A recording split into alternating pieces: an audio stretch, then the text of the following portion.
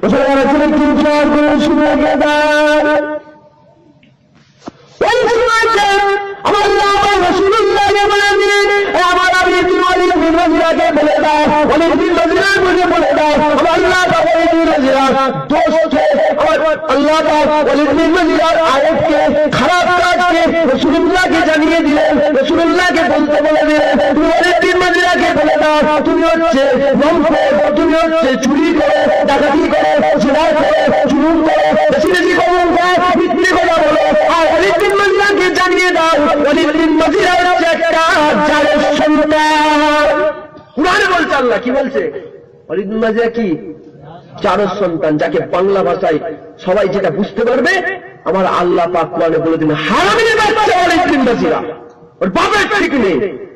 কুরআনে বলছে, কুরআন দেখে নেবেন যান। আমার আল্লাহ বলছে ওয়ালিদ বিন মুগীরা কি? ওর বাপের ঠিক নেই, ও একটা জারজ সন্তান। ওয়ালিদ বিন মুগীরা শুনছে, সব শুনছে। ওয়ালিদ বিন মুগীরা শুনে মনটা খুব খারাপ হয়ে গেল। ওয়ালিদ বিন মুগীরার মন খুব খারাপ। বাড়িতে আস্তে আস্তে চলে এসেছে, তরোয়াল বের করে, তরোয়াল বের করে মাকে, যে আমার মা কোথায়, দিকে আসো। মা গেছে, মোহাম্মদ আমার 10টা খারাপ কাজ, 10টা খারাপ আয়ের দোষকে বের করে দিয়েছে। তার মধ্যে 9টা আমি, এই 9টা যে দোষ বলেছে আমি স্বীকার করছি, আমি এগুলো সব করি, খারাপ কাজ, বাজে কাজ সব করি, আমি মিথ্যে কথা বলি, সব করি।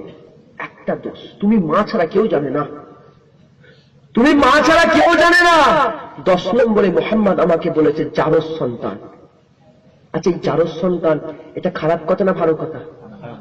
এই দোষ না, দোষকে আমার আল্লাহ বলছে বের করে দাও না লুকোতে বলছে? আমার আল্লাহ বলছে দোষ, তোমরা একে অপরের দোষকে কি লুকো। তোমরা যদি দুনিয়াতে একে অপরের দোষ লুকো, আমি আল্লাহ পাক কিয়ামতের ময়দানে তোমাদের দোষ লুকিয়ে আমি আল্লাহ তোমাদের জান্নাত দিয়ে দেবো। একবার জোরে সুবহানাল্লাহ। সেই আল্লাহ পাক বলছে 10টা খারাপ আয়াতকে, দোষকে আমার আল্লাহ দুনিয়ার মানুষকে জানিয়ে দিল। কুরআন শরীফের মধ্যে গোটা বিশ্বের মানুষকে জানিয়ে দিলেন কি? ওয়ালিদ বিন মুগীরা হচ্ছে একটা জারজ সন্তান। বাড়িতে গেছে, তরোয়াল করে মাকে বলছে তুমি বলো। 9 নম্বরে মোহাম্মদ আমাকে জারজ সন্তান বলেছে, এটা সত্যি না মিথ্যে বলে দাও। বলা সঙ্গে সঙ্গে ওয়ালিদ বিন মুগীরার মা বলেছিল, ওয়ালিদ বিন মুগীরার মা জানিয়ে দিয়েছিল, তোর বাপ ছিল নামাজ, পুরুষত্ব ছিল না, তোর বাপ নামাজ, কিন্তু তোর বাপের অনেক সম্পত্তি ছিল। আমি তোর মা, আমার অনেক সম্পত্তি ছিল।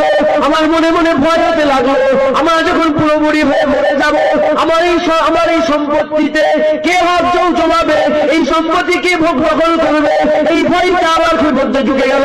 এই জন্য আমার বাড়ির রাখালের সঙ্গে জেনা করেছি, সেই জেনাতে তোর পয়দা হয়েছে, এই জেনাতে পয়দা হয়েছে, সেই জন্য তুই যারা সন্তান। মোহাম্মদ মিথ্যে কথা বলে না, মোহাম্মদ একটু সত্য নবী, মোহাম্মদ ঠিক কথা বলেছে, তুই যদি একটা যারা সন্তান।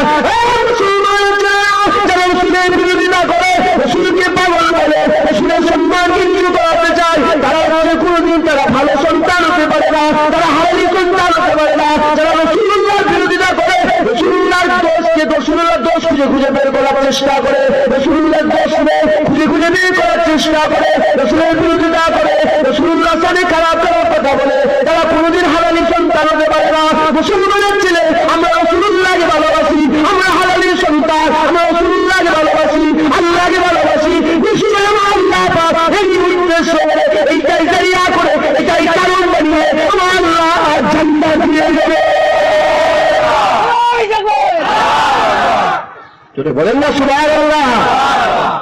আমরা রাসূলুল্লাহকে ভালোবাসি, রসুলের বিরোধিতা করলে সে কি হালাল সন্তানের পরিচয়? এই জোরে বলেন।